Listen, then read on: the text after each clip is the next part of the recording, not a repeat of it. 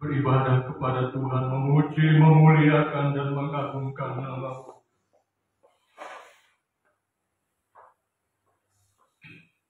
Terima kasih Tuhan, demikian juga buat ibadah-ibadah yang lain yang sama diadakan.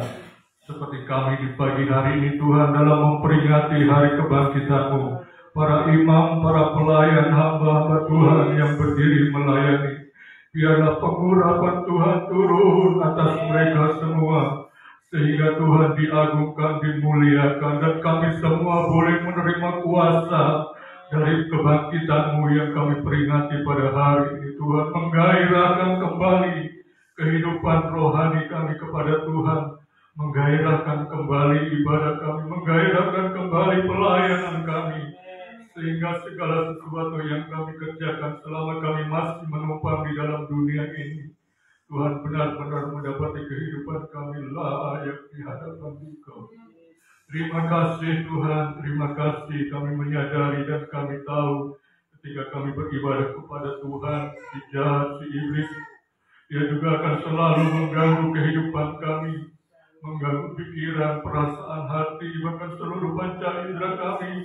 Oleh sebab itu Tuhan, tolong izinkan kami bersatu hati untuk memanggil nama-Mu yang penuh kuasa, nama di atas segala nama, nama yang ajaib. Kami mau ikat tolak keluar segala gangguan dari si jahat, yaitu di dalam nama Yesus. Segala pekerjaan setan keluar, pergi dari tempat ini, dari ruangan ibadah ini, dari ruangan hidup kami, dari hati kami Tuhan. Biarlah sepenuhnya hidup kami dikuasai oleh Roh Kudus, sehingga pusat kami terfokus kepada Tuhan, pandangan kami terarah kepada Tuhan, sehingga segala sesuatu yang kami persembahkan boleh benar-benar naik sampai di tahta-Mu yang kudus. Terima kasih Tuhan, terima kasih. Ampuni segala kekurangan kesalahan kami.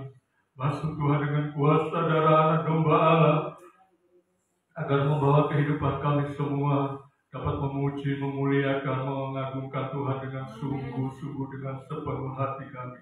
Terima kasih Bapa di dalam surga. Terima kasih, ini doa kami, ini ucapan syukur kami mulaikan dan buka ibadah kami di pagi hari ini. Di dalam nama Tuhan kami Yesus Kristus. Haleluya. Amin.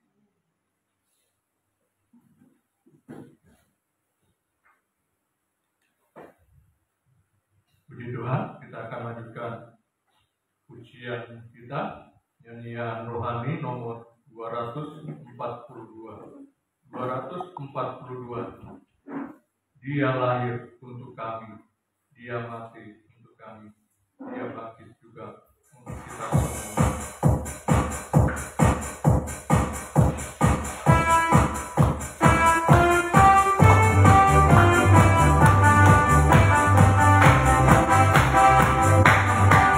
Dia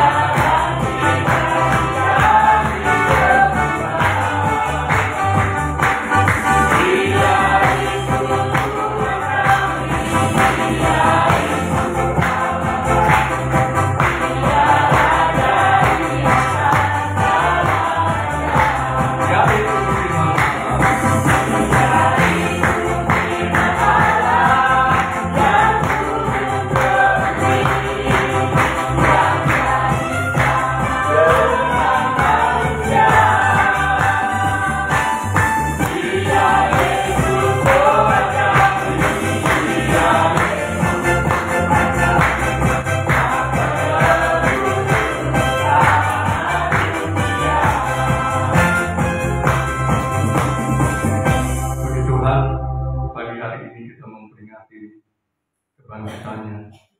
Biarlah dia beserta dengan kehidupan kita selama-lamanya, dari sekarang, besok, lusa, dan seterusnya. Biarlah selamanya dia menyertai, melindungi, bahkan memberkati kita, terlebih di dalam perkara-perkara yang rohani, dapat mempersiapkan diri dengan baik untuk menyambut kedatangan dia kali yang kedua sebagai Raja di atas segala Raja dan Tuhan di atas segala Tuhan. Saya jemput kita semua bangkit berdiri. Nyanyian rohani nomor 87. Pujilah Tuhanku selama-lamanya.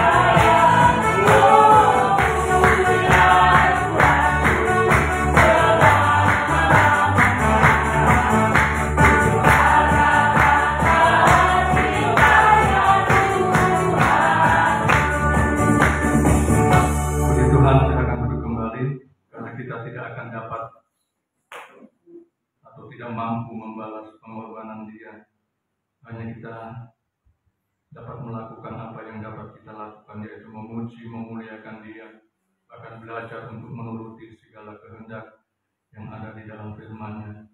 Karena firman itulah yang akan menjamin kita boleh sampai pada Bapa yang ada di surga. Puji Tuhan, kesempatan pagi hari ini kami membuka ruangan kesaksian di sidang jemaat yang rindu menyaksikan kemurahan dan kebaikan Tuhan. Waktu ini disediakan, kesempatan ini diberikan menyambut ruang kesaksian, pujian yang berkata tak selalu Tuhan menjawab doa.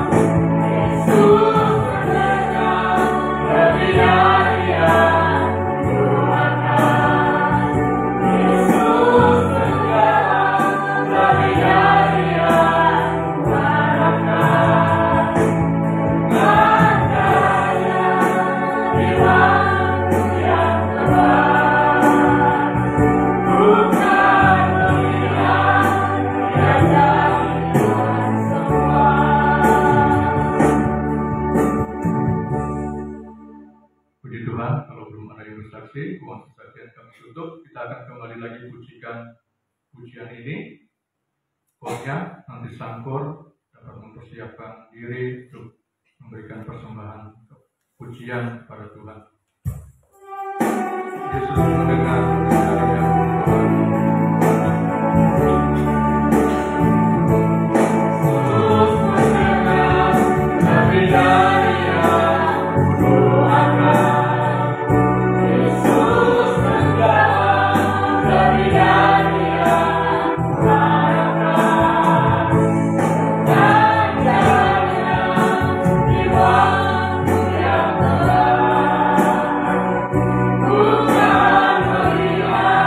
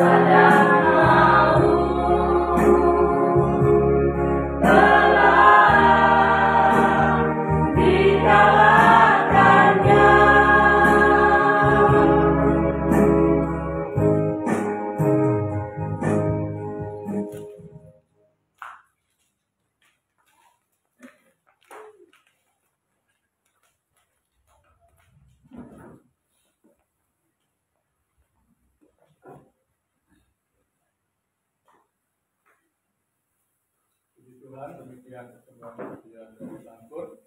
Tuhan memberkati bahwa pengorbanannya sungguh sangat berarti. Karena itulah yang memberikan kita kemenangan demi kemenangan, sehingga kita boleh ada sampai saat ini dalam persekutuan ibadah kepada Tuhan. Proses yang dia alami untuk menuju kepada kematian dan kebangkitan, proses itu juga seringkali kita hadapi. Jika kita tidak mampu, kita dapat melihat kuasa dari Tuhan, sehingga kuasa kebangkitannya benar-benar nyata di dalam hidup kita. Puji Tuhan, saya jemput kita semua bangkit berdiri.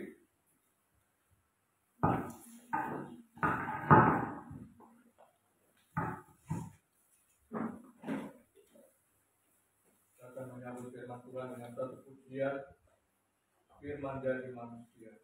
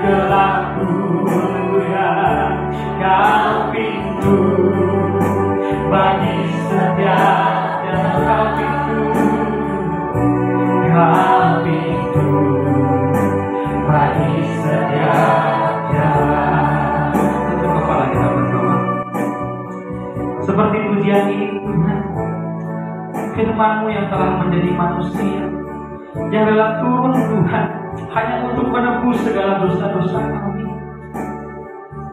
Kami tahu Tuhan sebenarnya kami tidak layak, tapi karena begitu besar kasih-Mu dalam kehidupan kami, sehingga Engkau rela turun untuk menebus segala dosa-dosa dan kesalahan kami, Bapa.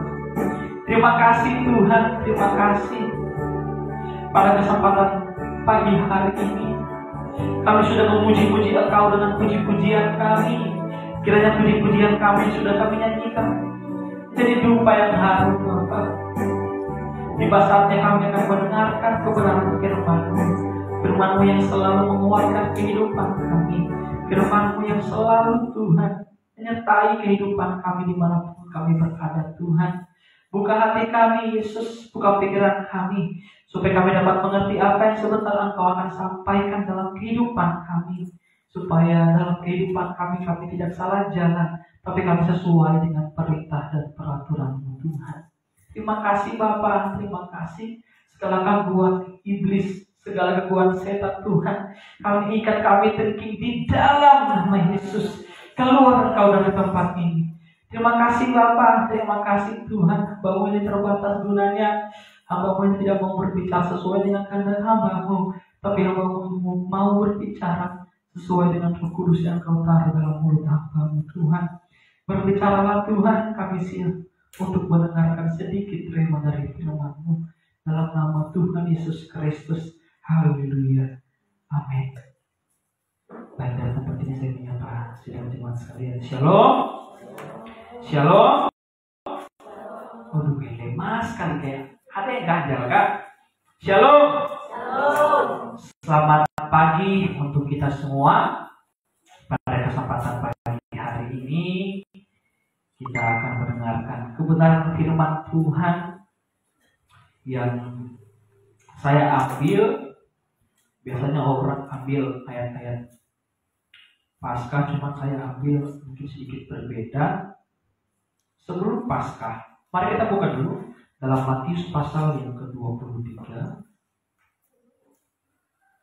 ayat yang ke-37.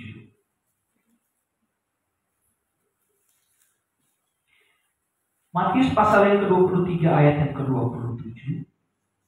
Yerusalem, Yerusalem, engkau yang membunuh nabi-nabi dan melempari dengan batu orang-orang yang diutus kepadamu. Berkali-kali aku rindu mengumpulkan anak-anakmu, sama seperti induk ayam mengumpulkan anak-anaknya di bawah sayapnya. Iya, terima kasih. Tetapi kamu tidak mau. Iya. Jadi di sini kita akan sedikit merenungkan kebenaran firman Tuhan dari satu ayat ini tentang bagaimana Yesus, bagaimana Tuhan merasa bahwa kenapa Yerusalem, bangsa Israel cuma diwakili dengan Yerusalem karena itu ibu kota dari Israel. Tuhan berkata, Yerusalem, Yerusalem, engkau yang membunuh nabi-nabi dan melempari dengan batu orang-orang yang diutus kepadamu. Berkali-kali aku rindu mengumpulkan anak-anakmu, sama seperti induk ayam mengumpulkan anaknya di bawah sayapnya, tetapi kamu tidak mau. Di sini gambaran bagaimana Yesus kayak merasa ada rasa kerinduan mengumpulkan kembali bangsa Israel. Ada rasa kembali mengumpulkan umat pilihan Dia, umat pilihan Tuhan, yang di dalam kitab Nabi Hosea kalau tidak salah, di situ disebutkan bahwa bangsa Israel itu sebagai istrinya Tuhan. Bagaimana mereka sudah berpaling dari hadapan Tuhan. Tetapi di sini kita melihat berkali-kali aku ingin untuk mengumpulkan anak-anakmu. Tetapi berkali-kali Tuhan masih rindu untuk mengumpulkan mereka kembali. Ada 3 poin yang saya mau kasih untuk teman-teman atau saudara-saudara sekalian, teman Tuhan di tempat ini. Kita seringkali melihat kebangkitan hanya sebagai peristiwa Yesus bangkit dari kematian. Tetapi hari ini kita akan melihat kebangkitan dan dari sudut pandang kasih Allah yang terus hidup dan tidak pernah menyerah terhadap umatnya. Walaupun umat sendiri menolaknya. Walaupun umatnya sendiri justru mereka yang menyalibkan Dia. Ada poin yang pertama, gambaran hati Allah yang penuh kasih. Yesus menangisi Yerusalem bukan karena kelemahan. Bukan karena Yesus lemah, Yesus menangis, bukan. Tapi Yesus rindu untuk mengumpulkan mereka kembali. Untuk setia dan teguh kepada perintah Tuhan. Tuhan kayak ada rasa sesal gitu. Yerusalem, Yerusalem, kalau di dalam kitab-kitab yang lain, kalau ada tulisan yang nama yang diulang berulang kali secara 2 kali atau 3 kali, itu berarti yang menyerukan itu kayak ada rasa penyesalan. Misalnya Daud, Saul, Salomo.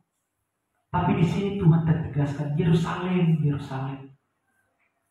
Tuhan sebenarnya rindu untuk mengumpulkan mereka, tapi mereka masih menolak Tuhan.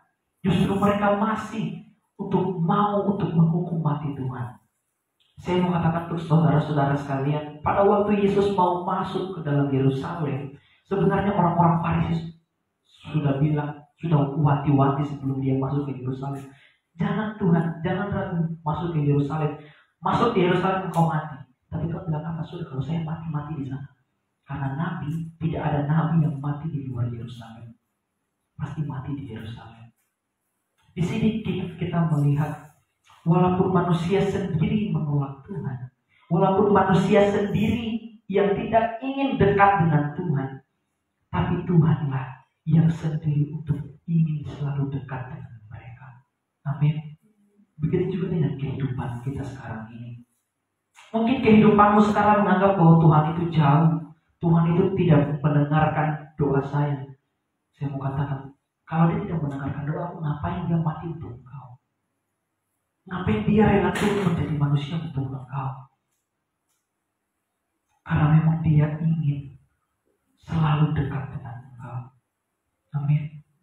Karena dia selalu ingin rindu. Kata berkali-kali di situ artinya apa?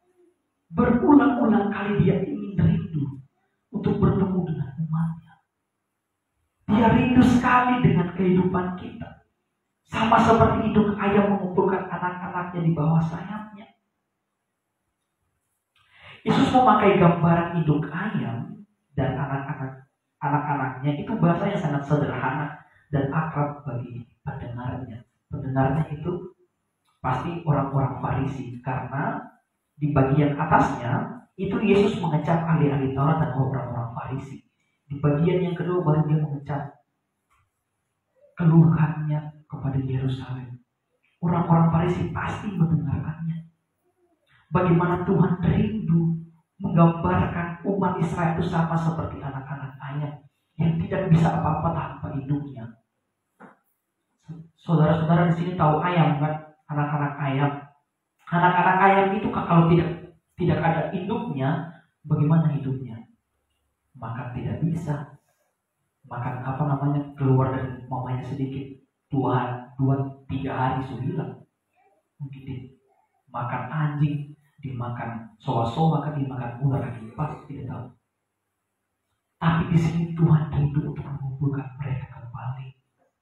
Tuhan rindu untuk mengumpulkan mereka walaupun mereka selalu menolak Tuhan. Tuhan ingin menyampaikan bahwa kasih-Nya itu melindungi dan menghangatkan dan memulihkan seperti induk ayam yang menjaga anak-anaknya di bawah kepak sayapnya. Kenapa? Karena di dalam kitab-kitab Taurat di sana sering kali dibilang bahwa umat Tuhan itu di bawah naungan kepak sayap Tuhan.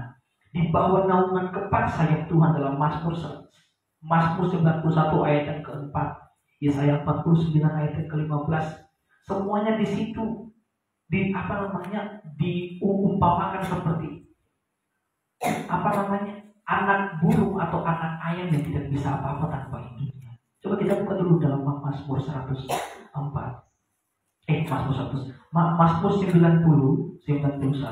ayat yang keempat.